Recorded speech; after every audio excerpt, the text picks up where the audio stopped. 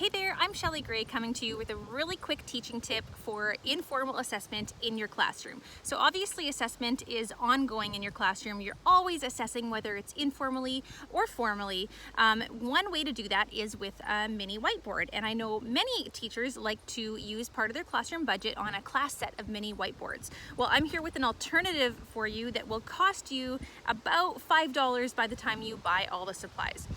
So what I've done here is taken a large sheet of Bristol board paper.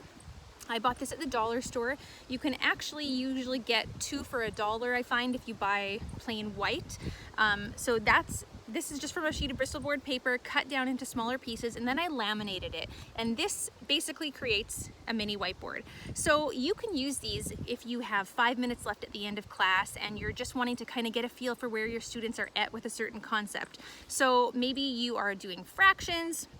You might get your kids to take out their show me boards, as I like to call them, and say, okay, show me 2 different ways that you could represent 1/3, or show me how you might figure out 3 times 5. And this is a chance for your students to use whatever strategies work best for them, and they can just hold them up when they're done. You can quickly do a glance of your classroom, and you can basically see where students are at really quickly in a matter of seconds by using these as informal assessments. Now, there's a ton of other uses that you could also use these tools for, so if you have an idea, please feel free to leave it in the comments below.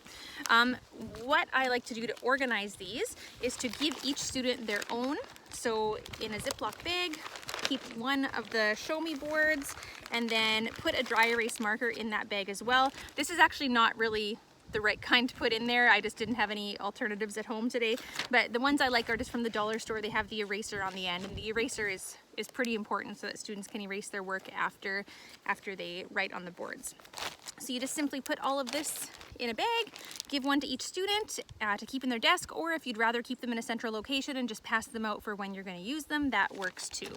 I'm going to be coming to you all summer with teaching tips like this. I love the small ideas that you can easily implement into your classroom with minimal effort and minimal time, but sometimes those little ideas I find can be such a game changer for your classroom. So if you'd like to subscribe to these teaching tips so that you don't miss one, please use the link in the description, and that will subscribe you to my Facebook Messenger, where I will send you each one of my videos as I make it. You also will hopefully catch them on Facebook and Instagram if you don't want to sign up. I hope you've enjoyed this, and I hope it's something that you can implement into your classroom. Please feel free to share with other teacher friends that you think would find this useful. Thanks so much. Have a great summer.